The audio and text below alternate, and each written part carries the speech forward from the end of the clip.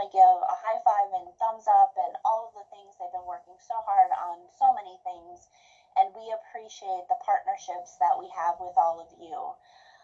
We know that this has been a long process, and really appreciate everybody's patience as we are figuring out the next chapter of what digital opportunity looks like here in Minnesota. Hannah is going to go through a lot of slides and hopefully will clear up what we know right now. But we, again, just ask for everybody's patience as we continue to get guidance from NTIA and work through what our capacity grants will look like here in Minnesota.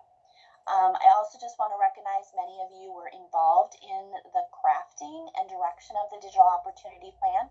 If you have not seen that, it is on our website, so make sure that you take a glance at that. That is really the guiding document to the next steps of our work.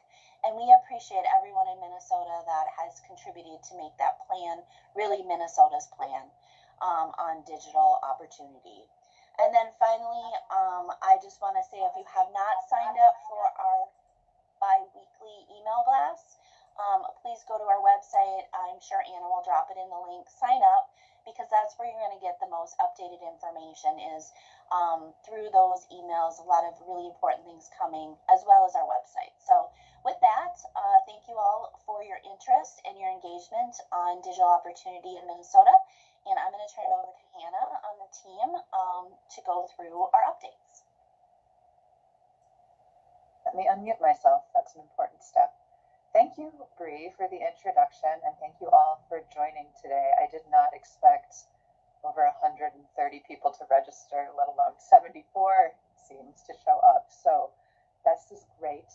I am nervous, but thank you. So my name is Hannah Buckland. I'm the Digital Equity Program Lead with the Office of Broadband Development. Our digital equity team also includes Megan Modry, who is on this call. She's our Digital Equity Grants Administrator. So as we move into actually rolling out grants in the future, you'll get to see a lot more of Megan. Our agenda for today is listed here. We're going to go through some background information about the Digital Equity Act and what is digital equity. We'll take a look at the current state of digital equity, and then we'll also look at future opportunities. These are some housekeeping bits I want to be sure to address before we get too far into this. First of all, the intent of this webinar is to provide an update. We don't have immediate grant programs available at this time, but those funds will be available in the future, and we'll keep you posted. Second, please put all questions in the chat. We will address them at the end of this webinar. And last, this webinar is being recorded, and the recording and slides will be posted on OBD's website, I believe, before the end of the week. So here we go. We're with the Office of Broadband Development. We were established by the state legislature in 2013. We currently have 14 staff located throughout Minnesota. When I started about 2 years ago, I was number 5. So our team has grown significantly just in the past couple of years. These are some of the programs that our office focuses on. The first 4 listed all have to do with internet service providers. And today we're going to be focusing on the Digital Equity Act, which is out of the box because the focus is not exclusively internet service providers. The Digital Equity Act was included in the Infrastructure Investment and Jobs Act, or IIJA, that was signed into law in November of 2021. It's administered by the National Telecommunications and Information Administration, or NTIA. So those are your acronyms for today, IIJA and NTIA. The Digital Equity Act provides $2.75 billion for digital equity work. We'll talk a little later about what this actually means. There are 3 funding categories within the Digital Equity Act. First, there's $60 million available in planning grants to states and territories. We'll talk about Minnesota's planning process later on. There's also $1.44 billion in capacity grants to states, tribes, and territories. More on that later too. And then the last category is $1.25 billion in competitive grants, which go to regional organizations, anchor institutions, etc. And there was some very exciting news released yesterday from NTIA about the competitive grants that we will showcase shortly. So with the Digital Equity Act, there are 8 covered populations that all grant awards are required to focus on. They're listed here. These are groups of people who we know are historically left behind when it comes to technology and internet access.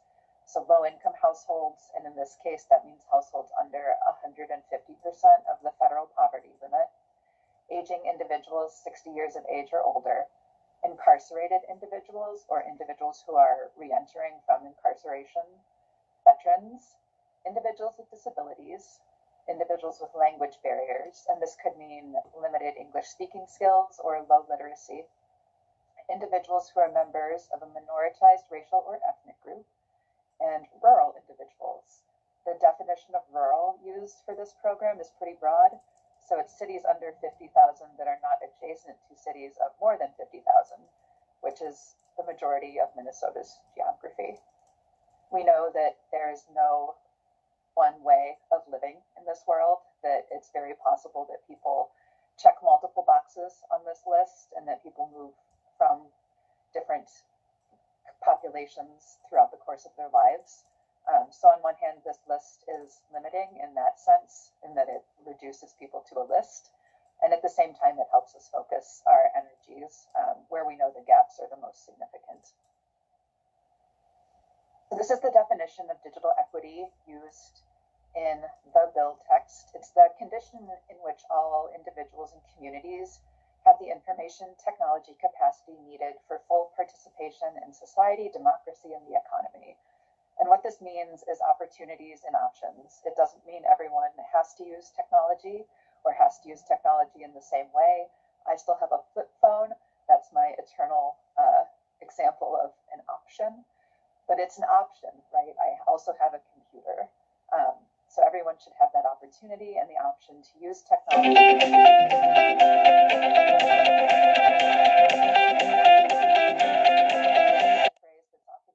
These are the activities that are necessary to ensure everyone has access to and use of technology.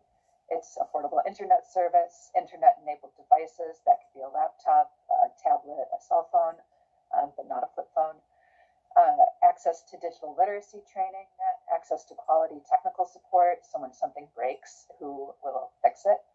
And then applications and online content that enable and encourage self-sufficiency, participation, and collaboration. I came to Office of Broadband Development from the world of libraries. And when I worked in libraries, I spent some time at Leech Lake Tribal College in northern Minnesota. And one thing we saw way too often was students who had a computer and had internet access, but they didn't have Microsoft Word. And the license for that, it's over $100. And so that's what number 5 is getting at on this list. It's having access to applications like Microsoft Word that let you do the things you need to do. I want to take a quick moment to acknowledge the language that we're using around digital opportunity. Something we learned during our planning process was the phrase digital equity was coming across to many people as just government jargon, and that's fair. It also came up that the phrase digital equity was not translating well from English into other languages. So that's why we've gravitated toward the phrase digital opportunity. It has more meaning to it and it has less jargon behind it. This is another way to think about digital inclusion, is this 3-legged stool metaphor.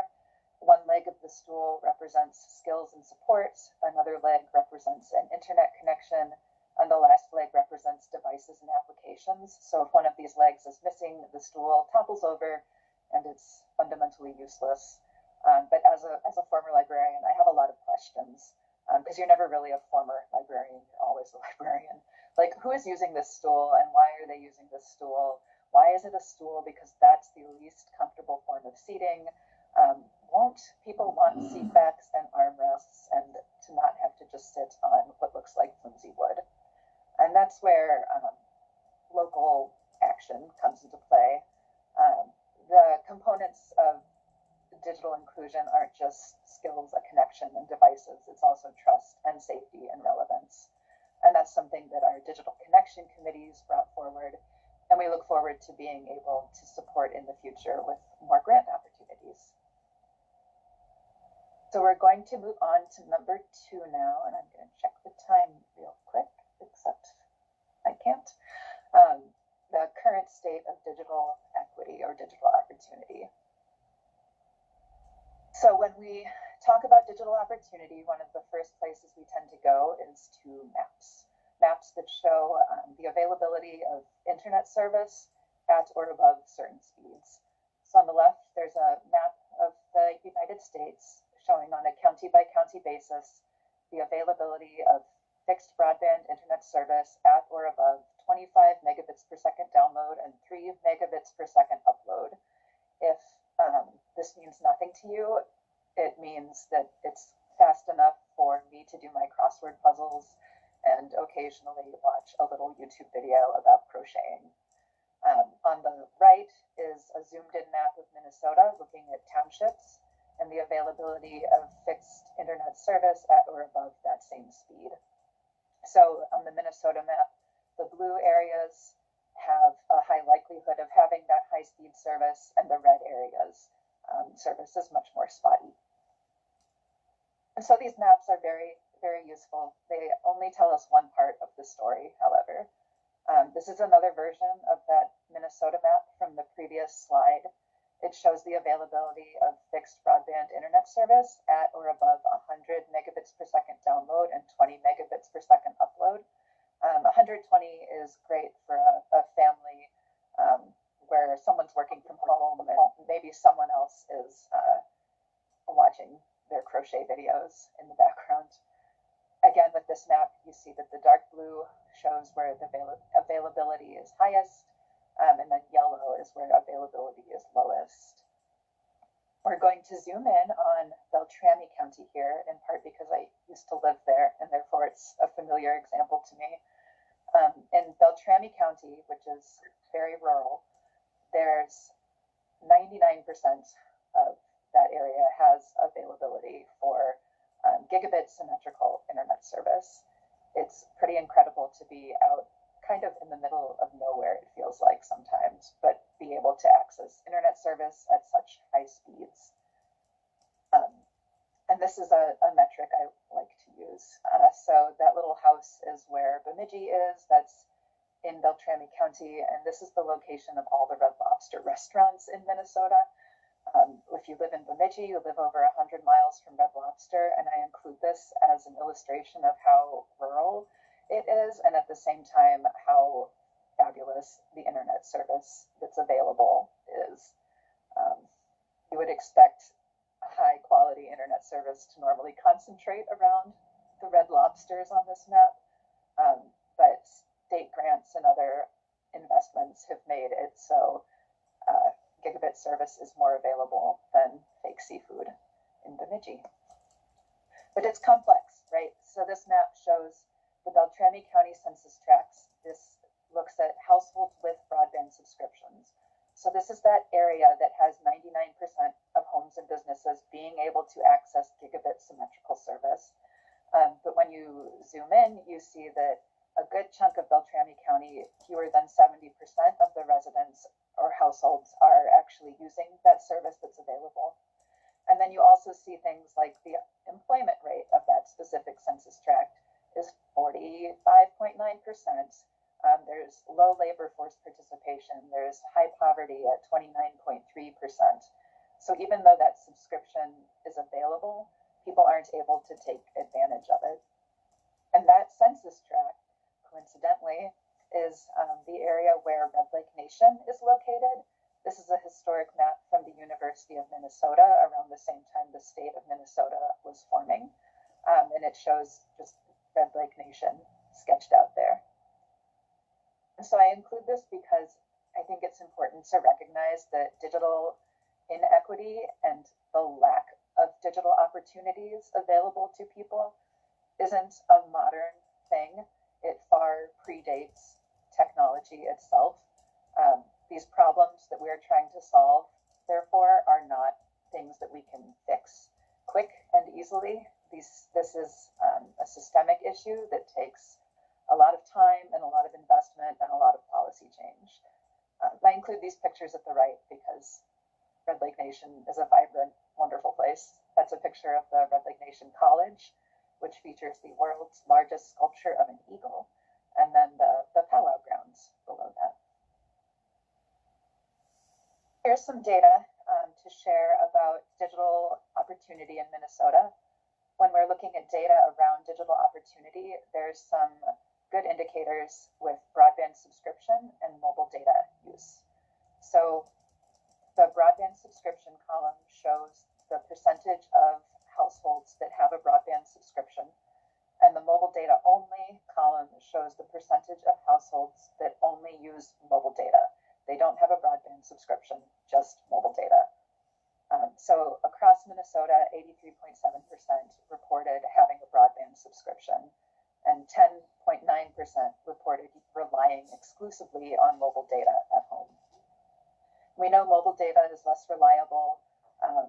It's often fraught with caps and speeds that slow down at certain times of the month.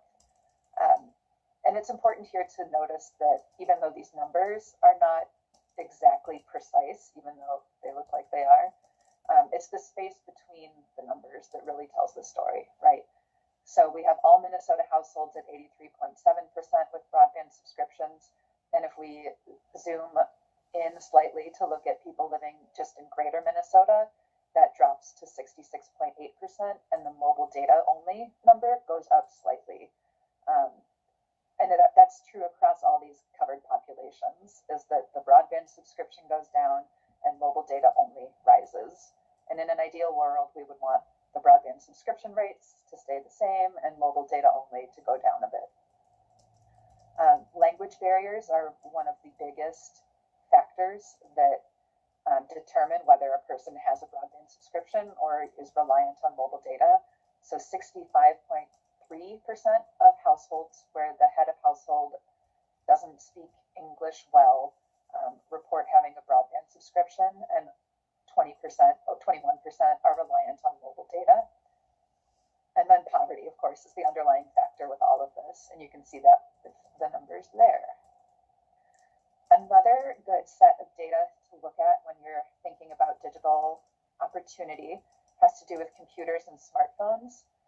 So across Minnesota, 82% of households report having at least one laptop or desktop computer available. They might also have tablets, they might also have smartphones, but they at the very least have one laptop or desktop available. The smartphone only column shows the households that don't have a laptop, they don't have a desktop, they don't have a tablet, they're just using a smartphone or multiple smartphones. And so a smartphone is great from what I hear for when you are consuming information, right? When you want to check the news or check the weather, communicate with friends and family, but it's not a great way to produce content. And by content, I mean things like papers for your college class and information that you would put into a job application. It's hard to do your taxes on a smartphone. So we would hope that the numbers around laptop or desktop would go up and the numbers around smartphone only would go down. But that same pattern shows up again with these, right? So people living under 150% poverty are less likely to have a laptop or desktop at home and more likely to be reliant on a smartphone. I also want to note that laptop or desktop, it just means a laptop or desktop is in the house. It doesn't mean there are enough laptops for the number of people who live in that place. It doesn't mean all of those laptops work perfectly. It doesn't mean all of those laptops have the software that they need. So it's a really, it's a complicated scenario. One more set of data to look at here, because it just, this pattern repeats over and over and over. When we look at Minnesota residents based on their English language skills, if a head of household speaks English well, they probably have an internet subscription, they probably have a laptop or desktop, they probably have a smartphone, and there's only 9% of those that are using a smartphone only. But if we look at houses where the head of household does not speak English, the internet subscription rate drops, laptop or desktop drops below 60%, and then 30% of those households are relying on smartphones only.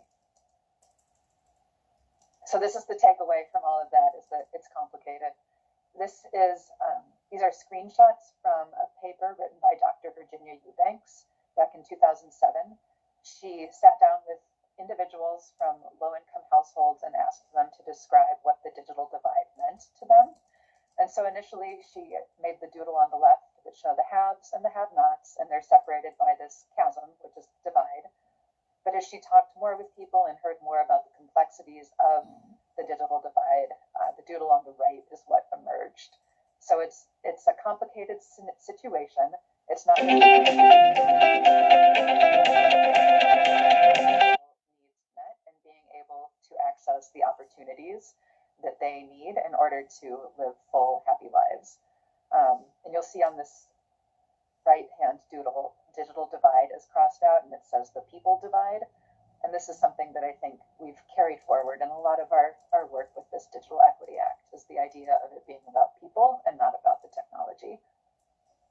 So last up here are future opportunities. We're going to go back to this familiar slide and then zoom in just on these planning grants.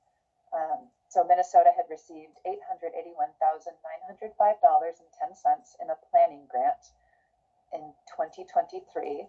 The purpose of this planning grant, which was non-competitive, was to answer the question, how will Minnesota use federal funding to address digital equity across these 8 covered populations?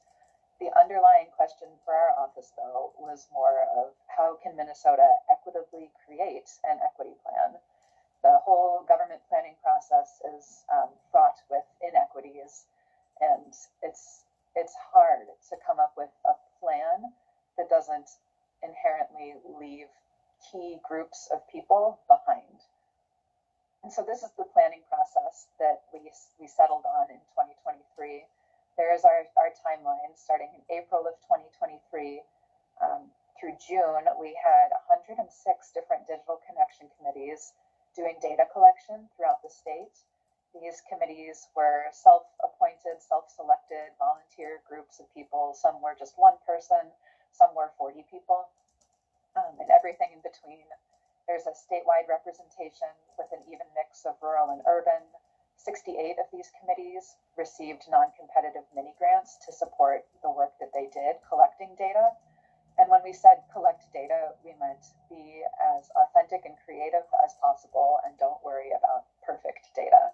So we received 236 data files that addressed the strengths, the necessities, and the systemic challenges present in Minnesota around digital opportunity. There were audio clips, there were spreadsheets, there were 100-page PDFs of scanned, handwritten surveys. There's a spreadsheet we received in Mandarin that's translated in a different tab. Just every possible way you can come up with data, people did, and it was incredible. July of 2023 was spent writing the plan, and then in August and September we had a draft of the plan available for public comment. We took public comment online and at 18 different listening sessions. There were 16 in person, 2 virtual. The map on this slide doesn't show our actual route, but it gives you a sense of where we were throughout the state. 14 of those listening sessions were actually co-hosted by digital connection committees, and we were able to hear really good feedback and make some changes to the plan in response. So what is in the plan? You can read the full thing on our website. It is a small 351 pages, so it's a nice, easy read. The focus of this plan is definitely more on digital opportunity instead of digital equity for the reasons I mentioned earlier. The scope of the plan is that this is an exploratory document with programmatic goals that are achievable through a state digital equity capacity grant. We were required to develop a vision, and this is the vision that emerged after we looked through all 236 of those data files. This plan envisions a future where digital equity connects all Minnesota residents to opportunities, options, and each other. The first goal of this plan is to connect people to people. The second goal is to connect people to information. And the third goal is to connect people to resources. Because digital connection is about human connection, we were trying to center people in these goals. So rather than jumping straight to, 90% of Minnesotans will have devices, which kind of positions devices as the solution, we chose instead to focus on connecting people. We're going to take a look at this competitive grant aspect of the Digital Equity Act, and then we'll move back to capacity grants. So just yesterday, this is breaking news, the NTIA announced the grant recipients of the first round of Digital Equity Competitive Grants. The Digital Equity Competitive Grant Program is administered entirely by NTIA, so Office of Broadband has no say in who gets these. The Notice of Funding Opportunity and application materials were released on July 23rd of 2024, and they were due September 23rd. NTIA expects to do multiple rounds of this grant program, so just because this first round has closed doesn't mean you shouldn't be daydreaming about different applications in the future. There's $1.25 billion available for this specific program. Most of the awards range from $5 million to $12 million. Although in yesterday's press release, there were two that were above that, and then one that was below. The list of eligible entities is available here, and with this first round, they had over 700 applicants, and only 24 first-round recipients were announced yesterday. Their grant awards total $250 million, and we are so excited to have 2 out of those 24 grant recipients located in Minnesota.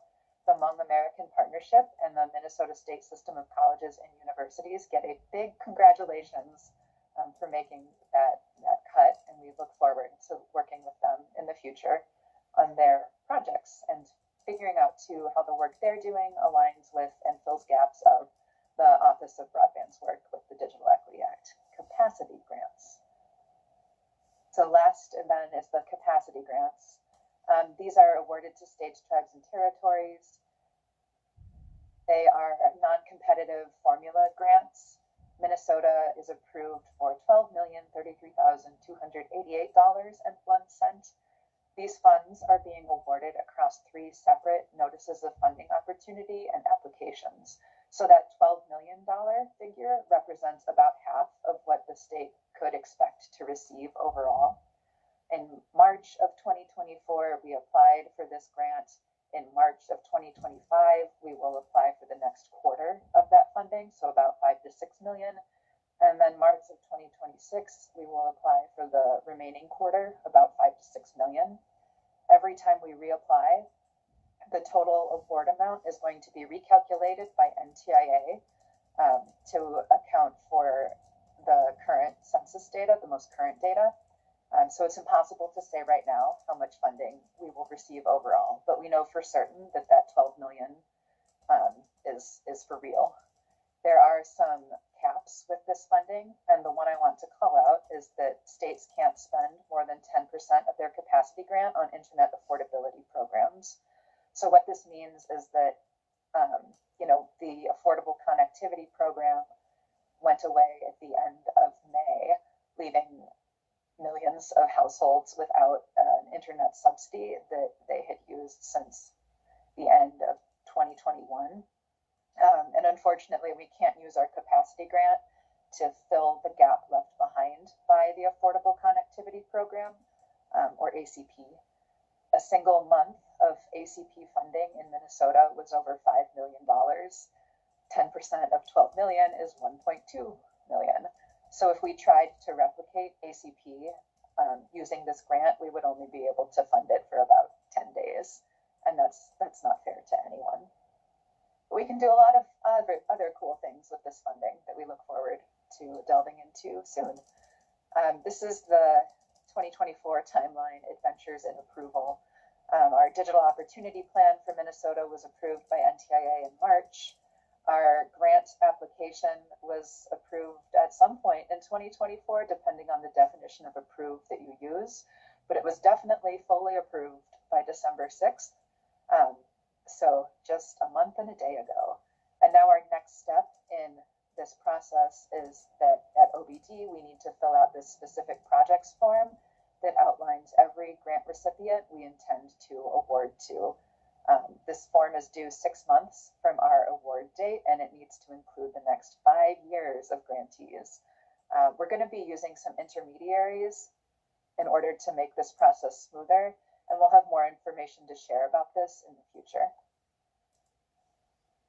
But you might be wondering, $12 million, where's it going? And this is what this looks like. So out of that 12 million, 21% are funding staff positions at the Office of Broadband for the full 5-year grant period.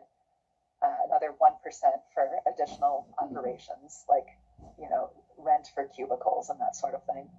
16% will go toward contracts to support digital equity work across Minnesota. This includes contracts with a third party to analyze digital equity data more closely and more precisely than we can in our office. And then the biggest portion of this funding is going to grant opportunities for organizations throughout Minnesota. And this is what some of that looks like. So the first opportunity listed here is collaborative in nature. The following entities will be offered non-competitive grant awards. Amounts are to be determined, to create and implement their own local or regional digital opportunity plans. We're aiming to have this available by mid-2025. We'll see how that goes. The list here is cities, counties, tribes, area agencies on aging, community action agencies, veterans homes, regional public library systems, centers for independent living, and regional development commissions. These are organizations that we know have statewide reach, and they also address those covered populations in a very direct way. There's also a lot of opportunity for collaboration here. So if you are part of an organization that's maybe a nonprofit that provides services to one of those covered populations, you could collaborate with your city or county or tribe to be part of their planning process. There's also funding available to implement those plans. The second opportunity listed here is a networking opportunity. So our office looks forward to piloting a digital opportunity leaders network where local entities can engage with one another on a regional level about digital opportunity and then receive support from the state in that process. So this would look like a local library working with their regional digital opportunity leaders network to get regional information and make those local connections while receiving information from the state level through that regional partner. We're aiming for mid-2025 for this as well. And then last here is a competitive grant opportunity. We intend to run a competitive grant program. The amount is to be determined for organizations that seek to imagine and carry out a digital opportunity project of any scale. We're thinking this will probably be a 2026 initiative. And I know there's a lot of inequities embedded in the competitive grant process itself. We're aware of that, and we look forward to finding solutions that can level some of that playing field for applicants. So, for the latest news, you can subscribe to our biweekly newsletter. You can contact us. There's deed.broadband.equity@state.mn.us. Megan and I both check that regularly. And there's my email address as well. And then if you are intrigued by the BEAD program, which is focused on infrastructure, and want to learn more, we have a webinar at 1 focused on that. Wow. So I'm going to stop sharing my screen so I can take a look at the chat. If I can find it. I have this horrible feeling that I just talked to no one for an hour. I didn't. Okay, great. Thank you, Megan, for putting those links in the chat. If anyone has questions, I'm happy to take them now. Also am good with stunned silence. You either unmute or type in the chat. We will cut questions from the recording, so if that's a barrier, don't worry about it.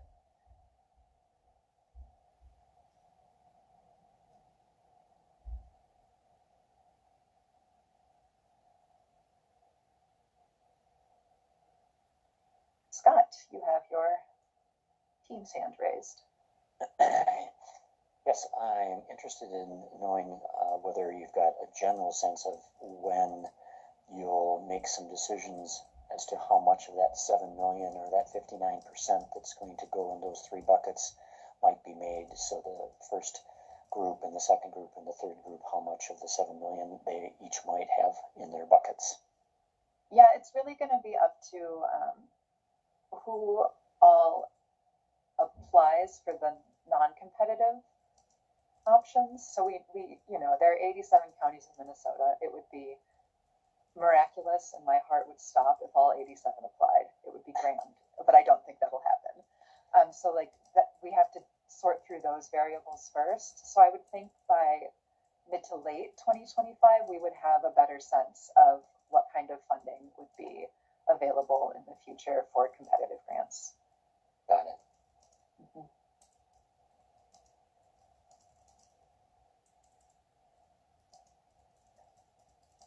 I see a question in the chat that says, is there any chance that the new presidential administration could eliminate this funding by just never sending money to the states? And I'm going to call on Bree, who already took herself off to answer this. Thank you. Yes, obviously a very good question, and a lot of us have some anxiety or anticipation of what could happen. We are focused on the work we have and what we have right now, and we know at this point we have $12 million.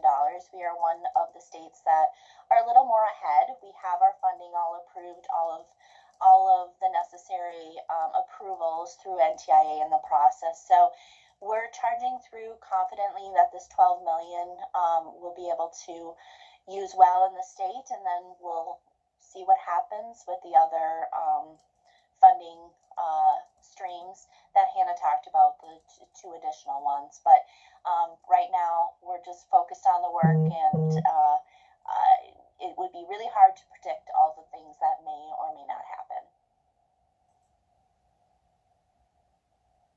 Thank you.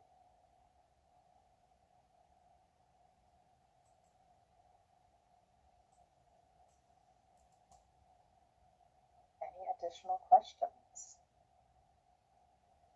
Yes, I see one in the chat. Knowing it is hard to predict, do you have a sense of what will happen for future funding to support internet affordability? And I'm assuming this is referring to programs like ACP. Bree, does your crystal ball tell you anything that mine doesn't? Mine is very cloudy, but it's filled with glitter. Yes. So again, I think when ACP ended, we have all been hopeful that another funding source or program could extend that program. We know how valuable it has been to the state of Minnesota, and the I don't know how many users, but I know it was around $5 million a month that folks were able to support affordability for their internet services. So we certainly are hopeful, but again, no crystal ball on how that would work. But I do know that that is a nonpartisan issue as well. Like, people need internet. So I guess my advice would reach out to your congressional delegation and encourage them to continue to support what another ACP program or funding would look like. I would also, can I just say one thing just for some confusion? I think this is really important to say across the board, you may see other states doing other things. And remember that every state and territory doing this work is doing it a little different. So BEAD is intertwined. One of the words, acronyms in BEAD is equity. And so you may see states that are using some of their additional BEAD resources because they have more dollars for deployment than they need, doing some creative work and maybe standing up their own programs. Minnesota does not have that availability. Our funding for BEAD is going to be very limited, and we're going to be very creative on how we make sure we're achieving internet for all. So I would encourage, if you see other states doing things, just make sure, reach out to our office, go to our website, and know that every state has to do things a little differently and is able to do things a little differently. That that doesn't mean every state can do it the same way. So sorry to cut you off, Hannah. I just think it's really important for folks to know, don't compare us with other states. Yeah, no, that is a good item to bring up. It's if you look at the list of states that can use their BEAD funding for other digital equity activities, it's almost exclusively states that are small and east of the Mississippi River. And so Minnesota's geography is such that our BEAD funding will be focused on infrastructure, but we still have Digital Equity Act to do this good work. I just learned that there's a Q&A option in Teams, and I see John has a question there. It says, will nonprofits be considered for the non-competitive round? And I am thinking hard for a moment. I think a nonprofit could participate in the non-competitive round by partnering with one of those organizations that's listed. I wish we could do thousands of non-competitive grants, but the reality is it's me and Megan and $12 million. So once those non-competitive grant opportunities are starting to roll out, I think that'll be a good time for our office to ensure that we are connecting local partners with grant recipients so that there can be that collaborative approach. Nonprofits would absolutely be considered for the competitive round.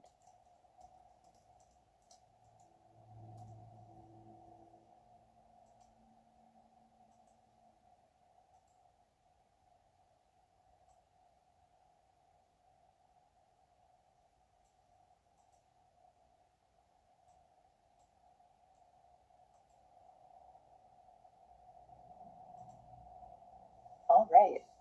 Well, we can call it at this point.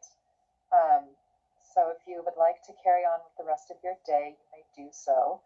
I can stay on here till noon, just if anyone has any stray questions. But thank you, everyone. This was better than I thought it would be, which is all I hope for. Thank you.